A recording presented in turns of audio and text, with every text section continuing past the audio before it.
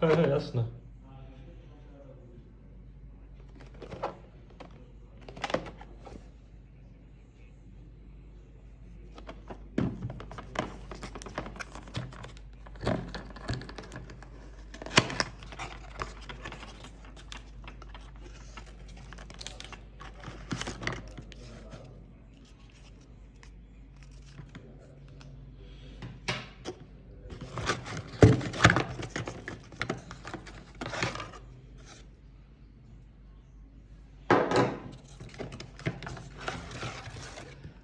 A hodí to na někoho jiného, že jasné, jasné.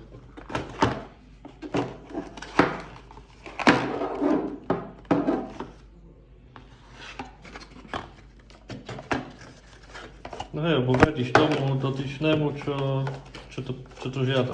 Neviem, by ťa nenapadlo, že niekto sa niečo môže takto zobrať.